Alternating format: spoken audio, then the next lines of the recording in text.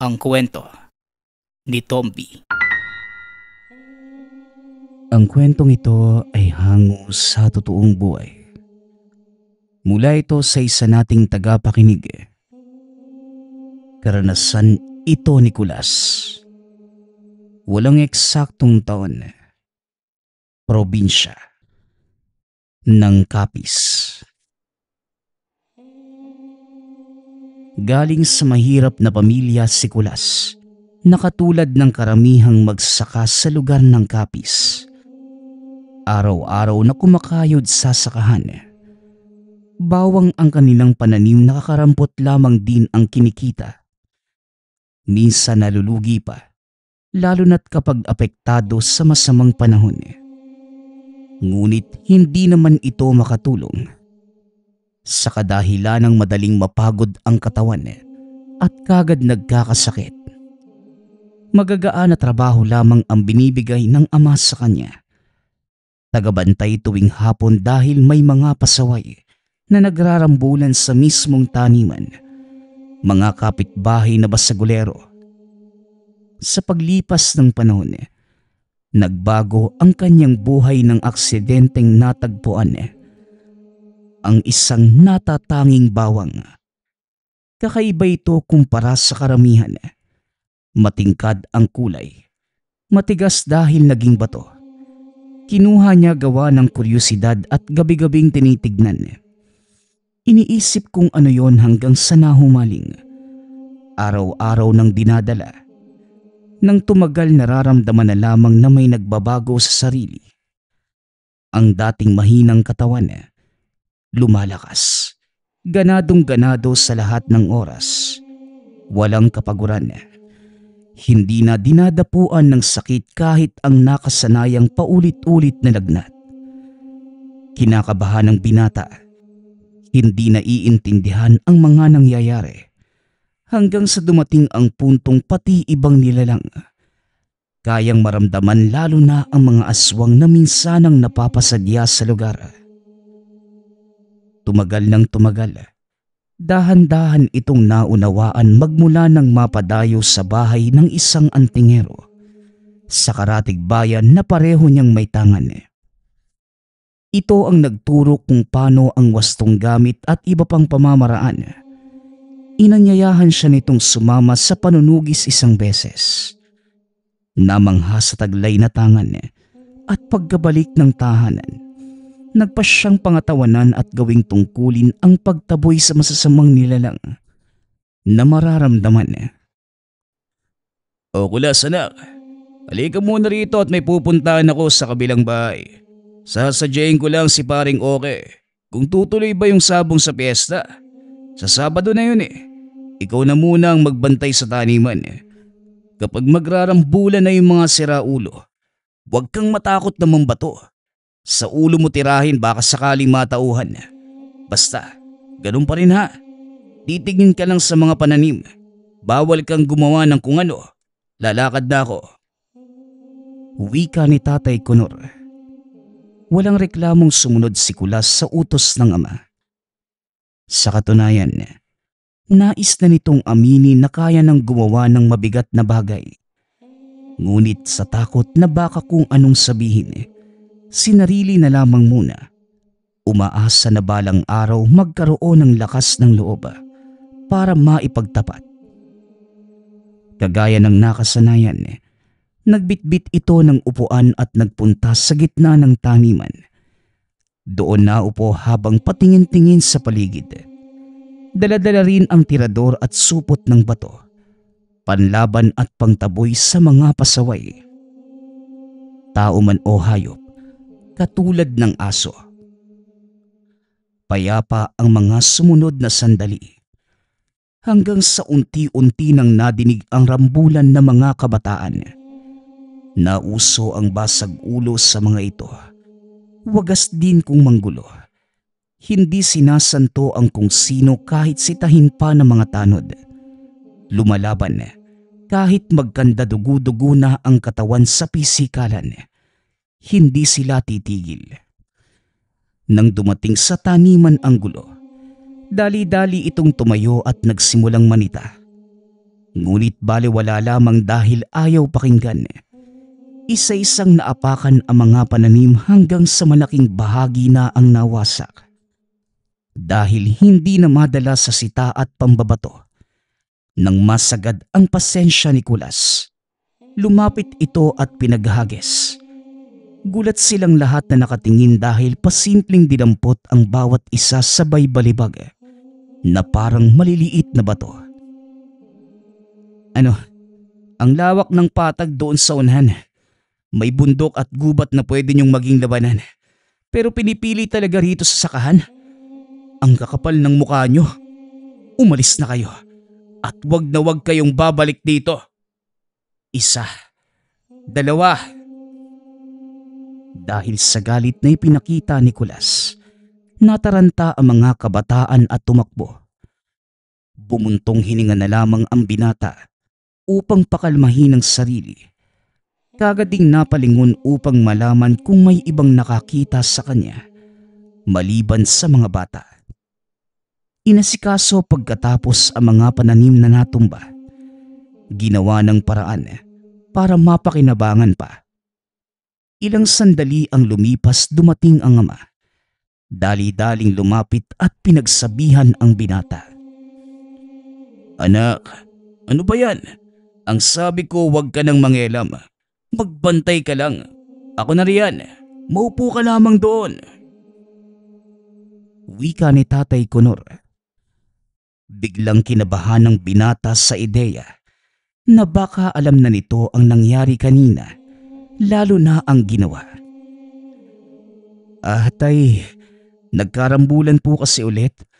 Nawasak po yung mga pananim eh. Sinubukan kong ayusin para mapakinabangan pa. Kanina po kasi mas lumala sila eh. Dumarami yung kabataang kasali. Taga ibang lugar yata, tay. Wika ni Kulas. Taga kabilang barangay ang iilan. May kasamang mga taga-Karatig Bayan. Ito talagang mga kabataan ngayon eh. Walang ibang inatupag kundi pakikipagbasag ulo.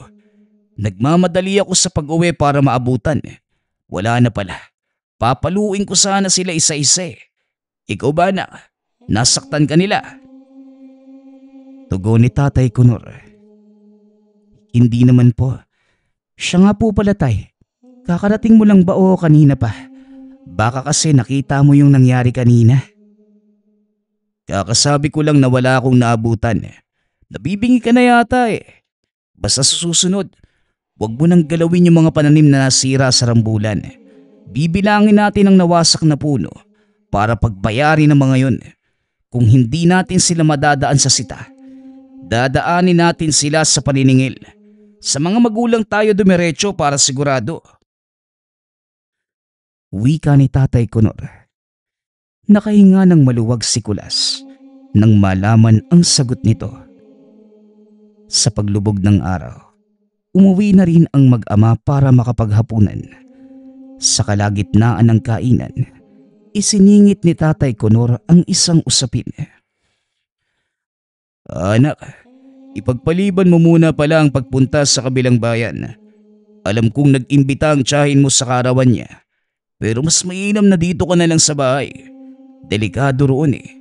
Kanina nabanggit sa akin ni Paring Oke na may sinalakay ng aswang. 2 buntis tapos hindi nakaligtas yung isa. Hindi ko na maintindihan yung takbo ng panahon ngayon eh. Kung hindi problema sa gulo ng mga kabataan, ito namang aswangan. Diyos ko po. Wika ni Tatay Conor. Bahagyang nalungkot si Kulas dahil nagkasundo sila ng kakilalang albularyo na magkita para magkumustahan. Kapitbahay lamang ito ng tiyahin. Sasama rin sana ito sa panunugis. Ngunit dahil sa sinabi ng ama, nagdadalawang isip. Hindi niya ugaling sumuhay, lalo na kapag sinabing bawal ang paglabas. Atay, bakit po pala may aswang? San ba galing yung mga nilalang na yan? At bakit kumakain ng laman ng tao sa kadugo? Buhay talaga ang sadya nila? Tanong ni Kulas. Naku, malay ko sa mga halimaw na yan. Noong nagkamuwang ako, nariyan na yan eh. Ayos lang sana kung hanggang pananakot lang yung gagawin. Buhay talaga ang tinitira. May mga tao na nag-aaral kung paano sila puksain. Tinatawag silang manunugis kung hindi mo pa alam. Ang iba, may mga anting-anting o mutya. Antingero. Bagay na nagsisilbing proteksyon para malabanan yung mga ito at makasabay sa kanilang kabanghisan. At sana umabot sa kaalaman nila para matulungan ang mga tao. Pagpapaliwanag ni Tatay Kunor. Paano kung magkaroon ako ng mutya, Tay? Ipagpalagay lang natin, papayagan mo ba akong lumabas para manugis? Wika ni Kulas. Natigilan ang ama at napatitig sa kanya. Hindi ito nakapagsalita. Ilang sandali pa bago nakaisip ng sasabihin. Matyaga naman itong naghintay upang malaman ang kasagutan. Isang biyaya ang magkaroon ng mutya. Bihira lamang itong mangyari sa buhay ng isang tao dahil hindi basta ang bagay na yan. Kung sakali mang magkaroon ka. Napabuntong hininga muna ito bago nagpatuloy. Di magpapasalamat ako sa kalikasan dahil binigyan ka. Pero hindi ako makakapayag na manugis ka. Kahit na may proteksyon pang mutya, hindi natin alam ang mga posibleng mangyari. Iba't ibang uri ang aswang. May ordinaryo na madaling mapuksa. Meron namang mahirap patayin. Bumabaliktad pa kung minsan at mapapatay ang nanunugis. Di ba, Tay? Dapat po pangatawanan yung pagkakaroon nito. Paano kung pinili ka ng mutya? Isasawalang bahala mo na lang po ba dahil sa takot? Kung makatanong ka parang meron na. Nako, wag na tayong mangarap. Maganda ang magkaroon pero seryosong tungkulin eh. Hindi pwedeng sa maiksing panahon lang. Panghabang buhay na yan. O tapusin mo na muna yung pagkain. Lalabas lang ako. Pag-uusap ng mag-ama. Tumangulang si Kulas bilang pagtugon. Napapaisip sa sinabi ng ama. Malinaw na hindi ito sasang-ayon sa pagkakaroon niya ng mutya. Ngunit ayaw ring pakawala ng tungkuling nagbibigay ng lakas at nagligtas sa mga karamdaman. Maiintindihan mo naman siguro, Tay, no? Ipapaliwanag ko rin balang araw. Patawad din kung itatago ko ito ngayon. Bulong sa sarili habang nakatitig sa ama na nagsisindi ng sulo sa labas. Lumabas ito at tumulong. Pinapasok na rin ang tahanan makalipas ang ilang sandali. Samantala, nanatili si Tatay Kunor para magbantay. Dahil paminsan-minsan, may mga siraulong nagnanakaw ng mga pananim. Hindi ito makatulog. Naiisip ang ama na nasa labas. Dinudungaw niya sa bintana para malaman kung ano ang ginagawa. Nasa tabi lamang ito. Nakaupo habang inaatupag ang pagbabantay. Ganoon ang sitwasyon sa lumipas na mga oras. Ngunit biglang nagbago ang lahat nang sumapit ang madaling araw. Papasok na sana ng mga sandaling yon si Tatay Kunor. Ngunit natigilan nang madinig ang ingay ng pag-angil sa dulo ng taniman. Pati si Kulas, naagaw ang pansin. Nagmamadali itong lumabas upang hilahin palayo ang ama. Dahil ang ingay na yon, sigurado itong nagmumula sa isang aswang. Anak, pumasok ka muna sa loob. Sa tingin ko mabangis na hayop ito. Doon ka lang sa loob. Ako na ang bahalang humarap sa lintik na ito. Wika ni Tatay Kunor. Dali-daling sinindihan ang iba pang sulo sa bakuran, sabay hugot ng itak. Hindi, Tay. Kayo po ang pumasok. Ako na ang bahala sa aswang na yan.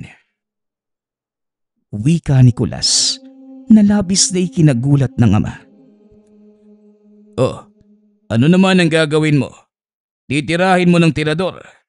Anak, hindi tatablan ng bato ang ganyang nilalang. Pumasok ka. Ako na rito. Wika ni Tatay Conor. Ngunit hindi nakinig si Kulas. Sinamahan ang ama kahit ilang beses na itong pinagsabihan. Kumuha ito ng sariling itak at hinintay ang paglapit ng hindi pa nakikitang nilalang. Mas lumalakas ang mga pag-angil. Ang mayayabong na talahib sa dulo ay nahahawi, na para bang nagwawala doon ang halimaw. Lumapit sila at nakita ang isang nilalang.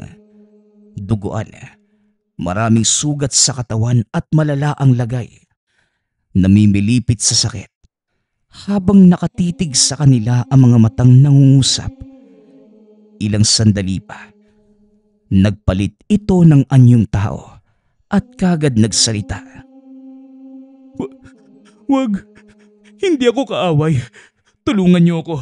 Tinutugis ako ng aking mga kalahi. Pakiusap, tulungan niyo ako. Wika ng lalaki. Tulong? Mukha mo. Isa kang aswang tapos sasabihin mong hindi ka kaaway? Aba, utuin mo na yung iba. Wag lang kami. Kung ayaw mong mapatay, sige, umalis ka na at wag ka nang babalik dito. Oh, ano pang iniintay mo? Lumakad ka na bago ko pa maisipang tagain ka. Tugon ni Tatay Conor. Hindi ako pwedeng umalis. Wala na akong mapupuntahan. Hinabol ako ng aking mga kalahi. Kailangan ko po ng tulong. Tulungan niyo naman ako. Bakit ka naman hinahabol? Katulad ka lang din naman nila. Teka, sinusubukan mo ba kaming linlangin para mabiktima? Tanong ni Kulas. Wala akong balak na mambiktima, lalo na kung tao. Manong, hindi ako kagaya ng karamihang aswang. Sinusubukan ko pong mabuhay na katulad yung normal. Kaya nga tinutugis ako ng sarili kong mga kalahi. Dahil imbes na tulungan sila, kumukontra ako. Sa katunayan, pinapatay ko yung aswang na makikita kong bumibiktima ng tao. Pagpapaliwanag ng lalaki. Mararamdaman naman ang sensibilidad at pagkatotoo nito. Ngunit hindi yon pinaniwalaan ni Tatay Conor. Ulol, kami pa talaga ang susubukan mong bilugin? Kung hindi mo pa naitatanong, marami na akong napuksang aswang. Baka gusto mong dumagdag? Wika ni Tatay Conor. Manong, totoo po ang sinasabi ko. Maniwala naman kayo. Isa po talaga. Hindi na ituloy ang salita nang bigla itong mag-ibang anyo. Sabay sunggab kay Tatay Conor na nasa malapit. Otomatiko namang kumilos si Kulas at sumaklolo. Matapos mahawakan, binalian ng kamay. Tinaga at wala sa planong napugutan ng ulo. Pareho silang nagulat na mapagtanto ang nangyari. Maging ang ama, hindi makapaniwalang tumingin sa anak. Kagad itong nag-iwas. Aba, marunong ka palang makipaglaban, anak? Hindi ko alam yan ah. Saan ka naman natuto? Ang lupit ng galawan mo. Sandali, gumamit ka ng lakas. Naku, lalagnating ka niyan, anak. Halika na sa bahay, bilisan mo. Wika ni Tatay Conor. Pero paano po yung aswang? Iiwanan na lang po natin dyan? Baka makatakas pa. Tugon ni Kulas. Halika na, patay na rin naman yan eh. Dalian mo bago may dumating. Malay natin may kasama pa yung iba. Muling wika ng ama. Hindi na nakapalagpas si Kulas. Hinila siya nito paalis at wala nang magawa. Gusto niyang balikan upang mailigpit ng mabuti ang katawan. Ngunit nakabantay si Mang Conor. Ayaw niya ring mahuli kaya't pinipigilan ang sarili. Kinaumagahan, maaga itong nagpunta sa dulo ng taniman upang tignan ang bangkay ng nilalang. Ngunit wala na itong naabutan maliban sa mga bakas ng dugo. Sinundan niya ang nahawing talahib na halatang dinaanan nito. Subalit walang natagpuan pagdating sa dulo. Kinakabahan ng pinata dahil minsan nang nadidinig mula sa kilalang antingero na posibleng mabuhay muli ang aswang. Depende naman sa uri at lala ng sugat. Hindi niya alam ang nangyari sa nilalang kaya ganoon na lamang ang pag-aalala. Nagmamadali siyang bumalik ng tahanan at nagtanong sa ama. "Tatay, yung aswang kagabi, nakita niyo po ba? Nauna kayong gumising sa akin eh. Hindi na natin yung ginalaw kagabi. Pero wala na po ito roon. May alam po ba kayo?" Nagmamadaling tanong ni Kulas.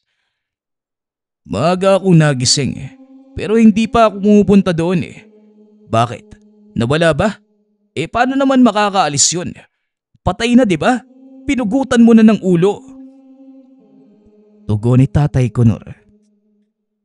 "Yun na nga po, tay. Tinignan ko pero wala na. Akala ko may alam kayo. Posible po bang nabuhay yun muli?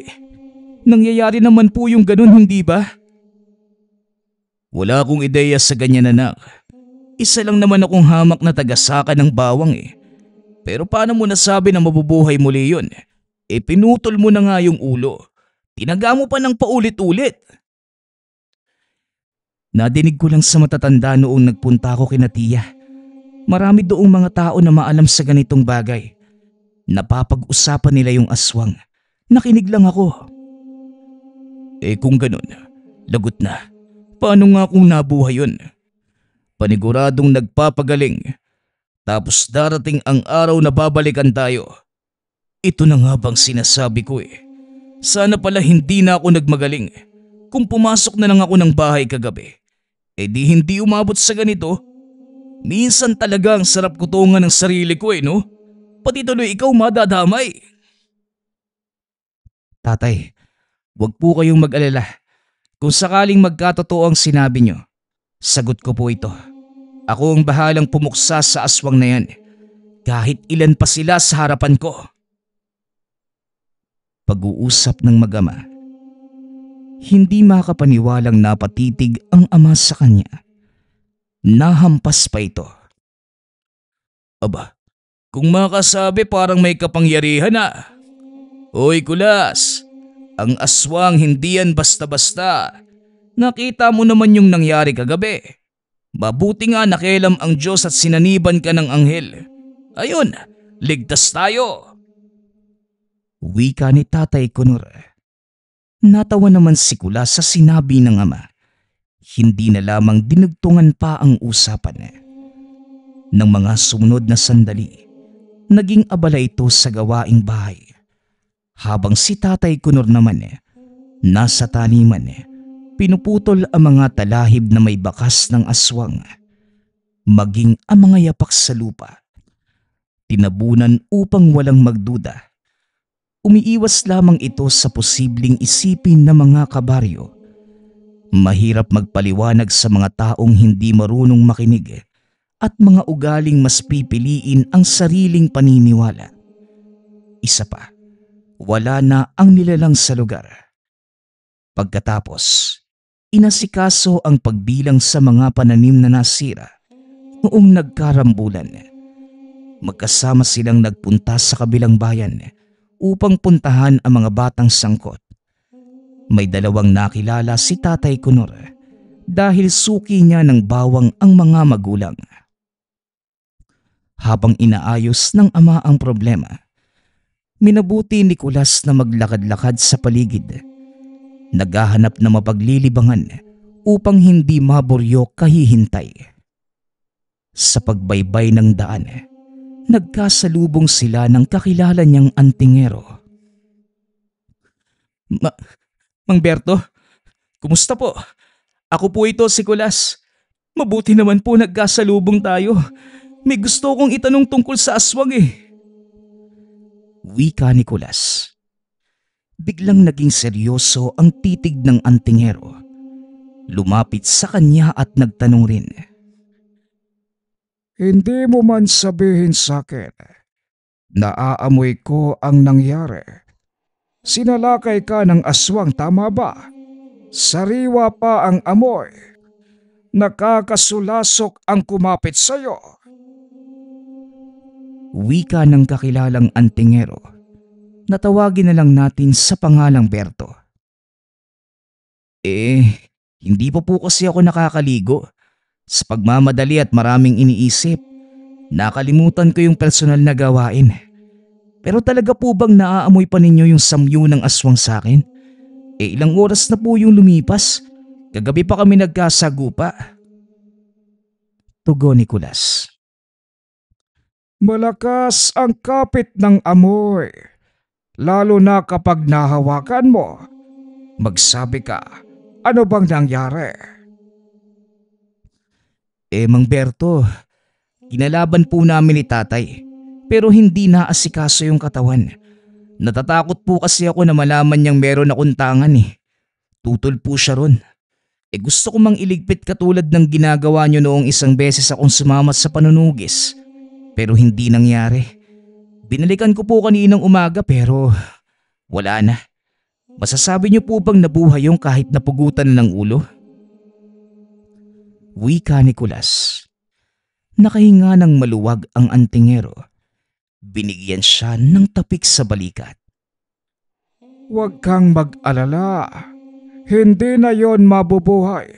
Napugutan mo na pala ng ulo. Ang aswang na may kakayahang mabuhay ay iilang lahi lamang. At kapag nagtamo ng sugat sa katawan, hindi kong napugutan ng ulo o nahati. Sa tingin ko, kinuha ng kasama ang bangkay kaya hindi mo na nakita. Mabuti ang ginawa mo, Kulas. Biruin mo, baguhan ka pa lang pero may naiaambag ka na sa tungkulin natin bilang manunugis. Mas masaya po kapag pinayagan ako ni Tatay Kunor. Kapag po kasi ganito, itinatago ko. Limitado lang yung bawat pagkilos. Balang araw naman po, sasabihin ko rin sa kanya at sana sa pagkakataong yun, sasang-ayon na siya. Ipinagdarasal ko na payagan kanya. Paano kung sumuway ka muna? Mamayang gabi, may tutugisin akong aswang. Ito yung pabalik-balik sa lugar namin. 3 beses na. Nadali pa yung mga buntis. Tapos nakita ko rin doon sa kabilang barangay kanina lang. Hindi ko nahuli. Masyadong tirik ang araw ng mga oras na yon. Marami ding tao sa paligid. Nalingat lamang ako ngunit nawala na. Wika ni Mang Berto. Natuwa si Kulas nang madinig ang imbitasyon ng matanda. Ngunit nawala rin ng maisip ang ama. Teka lang po, Manong. Pag-iisipan ko po muna. Baka payagan ako ni tatay na bumisita kay Tia mamaya. Kapag nakaalis po ko, pupuntahan kita kagad sa inyo. Sa ngayon po pala, kailangan ko na magpaalam. Baka hinahanap na ako eh. Magkita na lang po tayo sa susunod. Pagpapaalam ng binata sa matandang antingero. Habang pauwi, walang ibang nasa isip si Kulas kung hindi ang sinabi nito at ang planong pagtakas mamayang gabi. Gustong-gusto niyang maging katulad ng antingero at pangatawanan ang pagkakaroon ng mutya. Sa sinasakyan pa lang, nagdarasal na itong payagan ng ama na lumabas. Pagsapit ng gabi, palakad-lakad ito sa harapan ng nakasarang pinto. Nakatingin lamang sa kanya si Tatay Kunor. Halos magdikit ang mga kilay sa pagtataka. Oy Kulas, napaano ka ba? Hindi ko na mabilang kung ilang beses kang naglakad ng pabalik-balik dyan. Meron bang problema, anak? Tanong ni Tatay Kunor. Tay, baka po pwedeng pumunta ako kay Tia. Ngayon po yung selebrasyon nila. Hindi po ba? Hindi ako mapakali. Gusto ko po sana talagang dumalo. Kung papayagan nyo lang naman. Tugon ni Kulas na para bang nahihiya. Matagal bago nakasagot si Mang Kunor at nang sandaling pumayag na ito, Tuwang-tuwa ang binata. Hindi na pinakinggan ang kasunod na sinabi dahil sa pagmamadali. Nakarating ito sa kabilang bayan, malalim na ang gabi. Wala nang katao-tao sa labas. Hindi na nakaabot sa tahanan ng tiyahin dahil nakasalubong si Mang Berto. Kasalukuyan na itong nanunugis. Oh, tama lang ang dating mo. Nakita ko na yung aswang, pero mabilis akong natatakasan. Kilala na niya ako eh. Ganito, tulungan mo kong mahuli siya. Lumapit ka sa kanya at tignan natin ang mangyayari. Wika ni Mang Berto. Hindi niya maintindihan ang punto ng matanda. Ngunit sumunod pa rin. Kahit naguguluhan sa anong gagawin, nilapitan nito ang kinalalagyan ng isang ali. Nakaupo ito malapit sa tambakan ng basura. Kaagad ngumiti nang makita siya. Tulong iho, may pagkain ka ba riyan? Kanina pa ako nagugutom, kahit kaunti lang sana. Wika ng ali. Lumingon ito sa kinatatayuan ni Mang Berto kanina. Ngunit wala na. Ibinalik ang atensyon sa matandang babae. Manang, bakit po kayo nandito? Tahimik sa bahaging to tapos pwede kayong pagdiskitahan ng mga siraulo. Nasaan ho ba ang pamilya nyo? Bakit parang pinabayaan kayo? Tanong ni Kulas. Pamilya ba kamo? Meron ako. Pero isa lamang silang taksil. Mga walang hiya. Mga hayop. Kinawawa nila ako. Inalipusta. Sila nga ang dahilan kung bakit ako napadpad rito. Pinalayas. Tinugis na parang isang masamang nilalang. Wika na matandang babae. Natunugan ni Kulas ang paraan ng pananalita at pangungumbinse. Katulad na katulad ito ng lalaking aswang na nakalaban noong isang araw. Habang patuloy ito sa pagsasalita, sinikap na makuha ang kanyang loob. Nasipat si Mang Berto sa hindi kalayuan. Pagkatapos makuha ang senyas, naghanda na ito.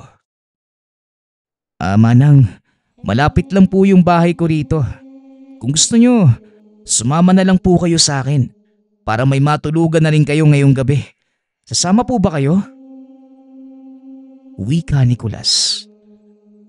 Nagningning ang mga mata ng matandang babae. Nauna itong naglakad para gabayan sa daan. Ngunit nang malapit na sila kay Mang Berto, nakahalata, maging siya ay nakilala. Anting-anting, manloloko. Manunugis kayo ng aswang. Wika na matandang babae. Sabay takas. Kagad namang nahuli at dinala sa bahaging walang nakakaalam sa kanilang gagawin. Mabuti na lang dumating itong kasama ko. Dahil kung hindi, paulit-ulit mo kong matatakasan. Batinig ka rin, no? Kinabisado mo ang aking amoy at alisto kapag napapansin sa paligid. Ang lakas makasigaw ng manloloko. Hindi ba yan yung gawain ng inyong lahi para makapangbiktima? Kunwari kaawa-awa, pero may iba palang pakay. Sigaw ni Mang Berto habang pinapaliguan ng langis ang buong katawan nito. Nakagapos ang mga kamay at paa, kaya wala nang kawala. Sinaksak din gamit ang patalim. Ilang sandali pa'y sinunog hanggang sa buto na lamang ang natira. Tahimik lamang na nanonood si Kulas sa ginawang pagliligpit ng antingero. Tapos na. Pwede ka nang umuwi. Siguradong pagagalitan ka na naman ng iyong ama. Anong paalam ang sinabi mo para payagan ka? Manong, karawan po kasi ni Tia ngayon. Yun yung paalam ko. Pumayag naman si tatay kaya nagmamadali po akong pumunta rito. Kinakabahan na nga po ako eh. Sigurado talagang magagalit yun. Wika ni Kulas. Talagang magagalit ako. Ang sabi mo, dadalo ka sa selebrasyon ng tiyahin mo. Pero ang totoo, sumama ka sa isang matandang antingero para manugis ng aswang. Napatay niyo man yung halimaw.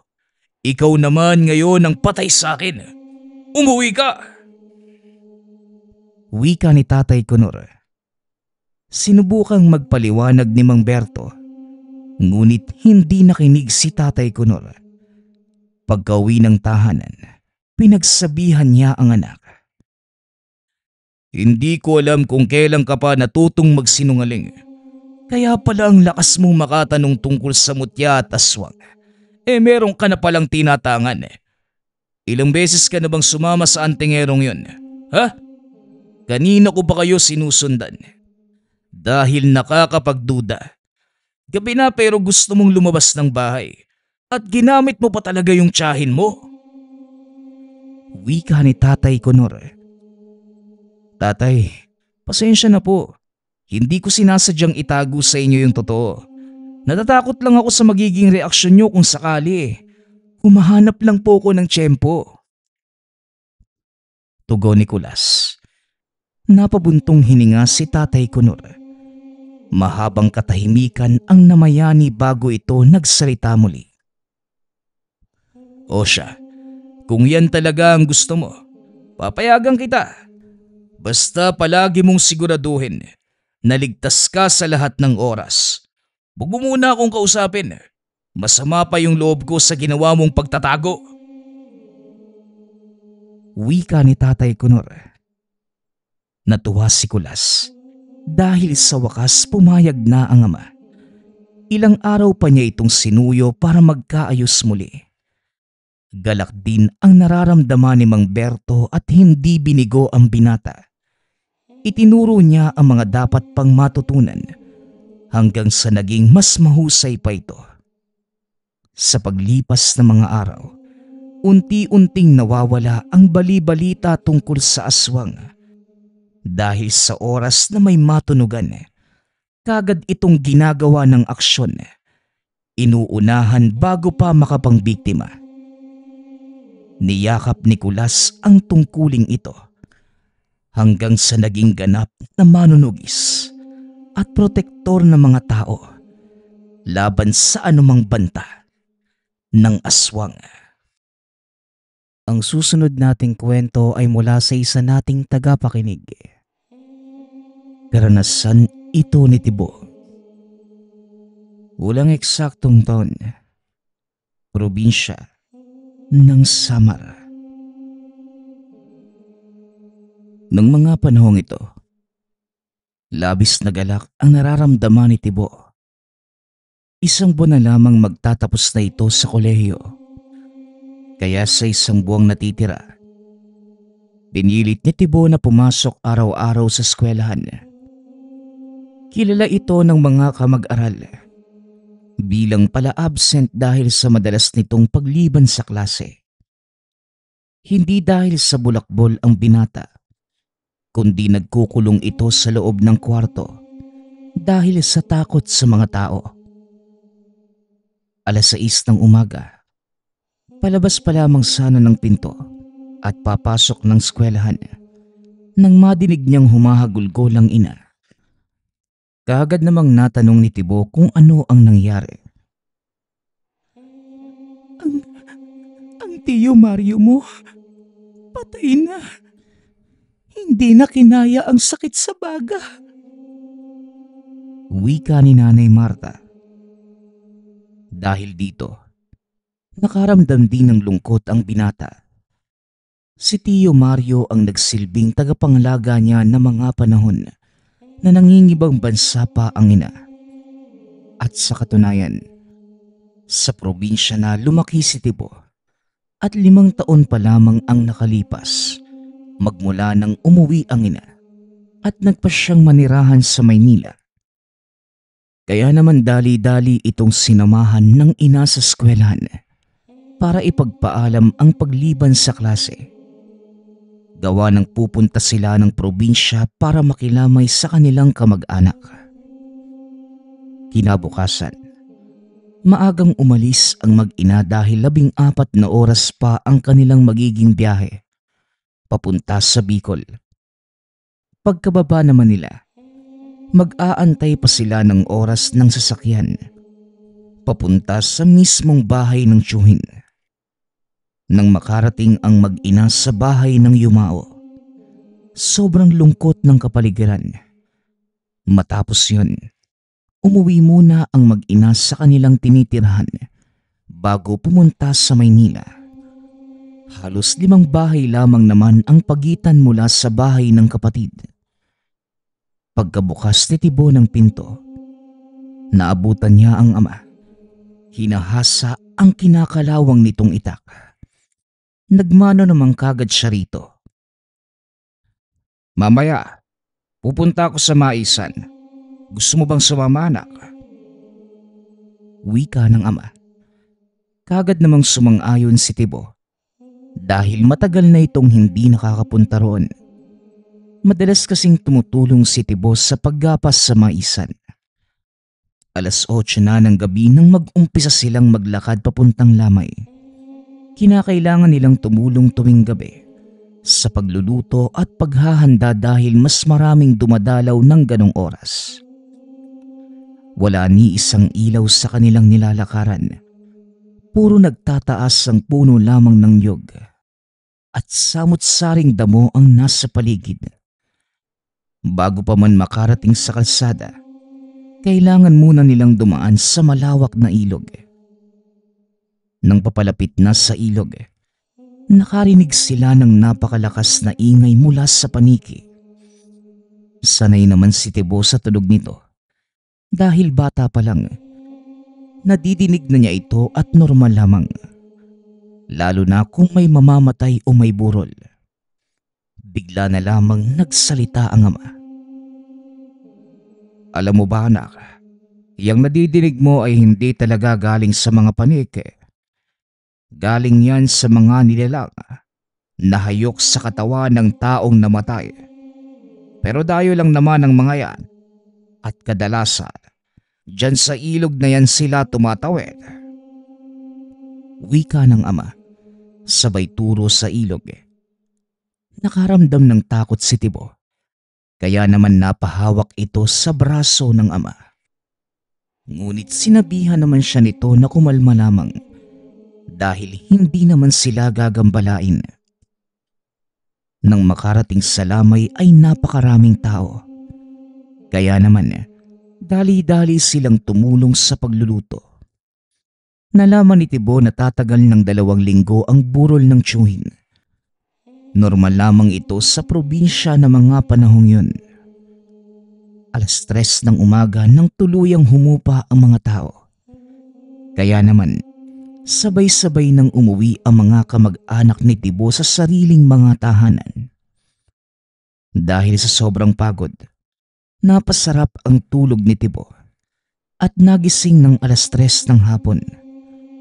Pagbangon niya, siya na lamang mag-isa sa loob ng tahanan.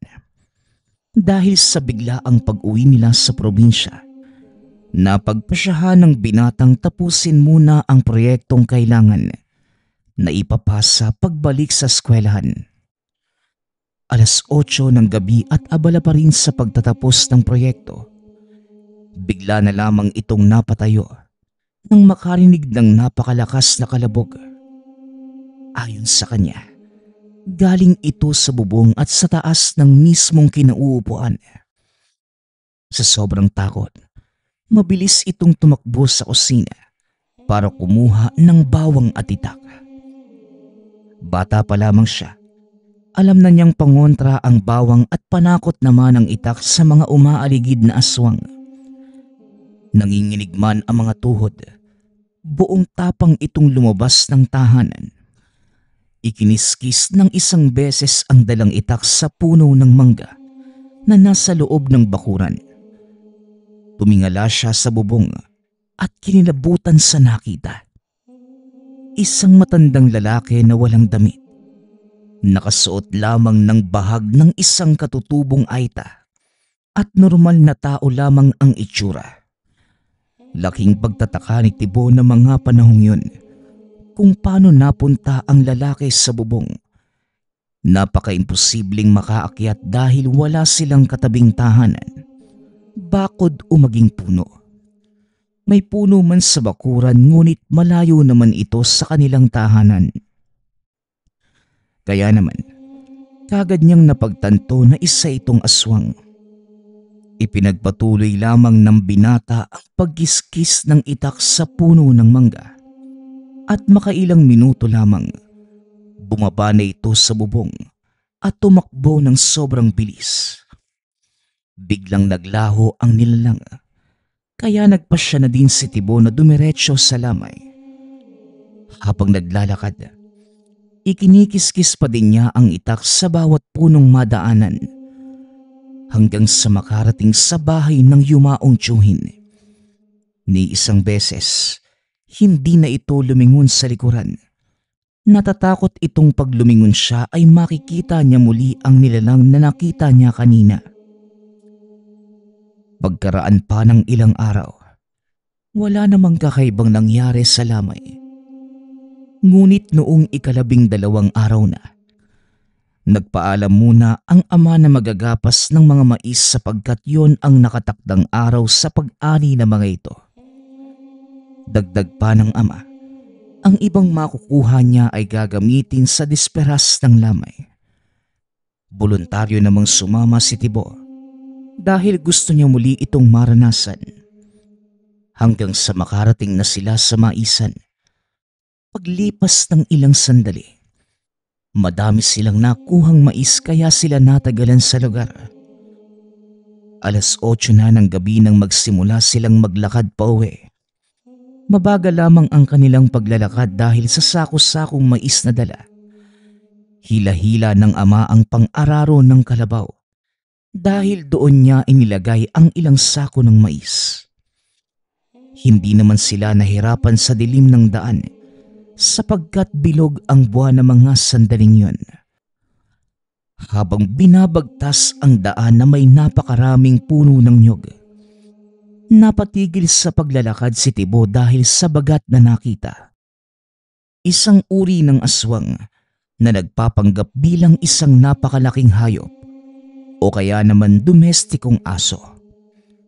Sinabihan naman ito ng ama na magpatuloy lamang sapagkat maraming bagat doon.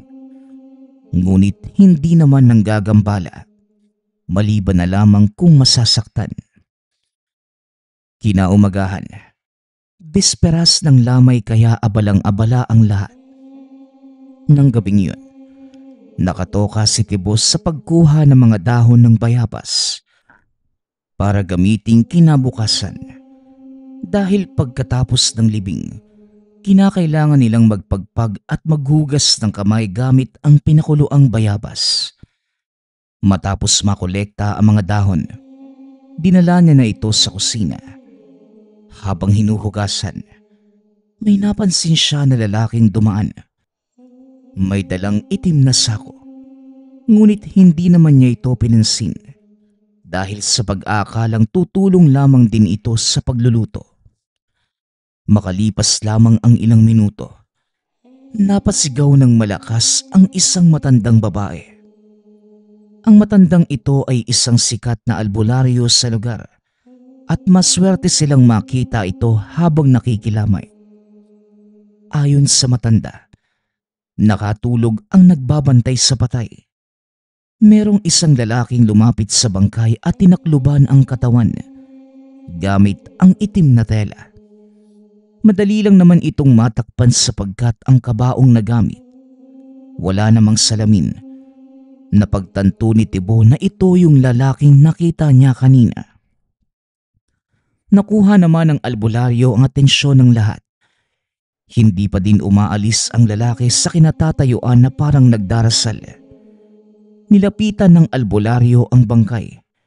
Hinawakan ang mga paa, sabay bigkas ng isang orasyon. Hindi pa man natatapos ang orasyon ng albularyo, tumakbo na ang lalaki palayo. Dahil sa pangyayaring yun, nagkagulo ang mga tao sa lamay. Ngunit kagad naman itong napakalma ng albularyo. Kinausap din ito ang pamilya ni Tibo. Ayon dito, pakibantayang maigi ang bangkay dahil ang aswang na yon, isang dayuhan lamang. Ang telang itinaklob sa bangkay ay para gawing sabulag habang nagdarasal. Kapag nagtagumpay ang aswang sa kanyang dasal, magiging karne o pagkaing dagat ang bangkay ng kanyang tiyuhin at magsisilbing panlason o pangyanggaw. Bukod sa insidente, wala naman iba pang nangyari ng gabing yun. Matiwasay din na nailibing ang bangkay ng tiyuhin ni Tibo. Halos 1 linggo muna silang namalagi sa lugar pagkatapos ng insidente bago lumuwas muli ng Maynila. At ito na ang huling uwi ni Tibo sa probinsya ng Samar. Sa kasalukuyang taon, 27 taon na ang nakalilipas magmula ng maranasan ang kagimbal-gimbal na pangyayaring yon. Ngunit simula ng araw na yon, magpasa hanggang ngayon, sariwa pa din ito sa alaala ng pamilya ni Tibo. Nagpapasalamat nga pala ako sa lahat ng sumusuporta sa ating channel. Nawa ay patuloy niyong suportahan at pakinggan ang ating mga kwento. Hanggang sa muling pakikinig. Paalam.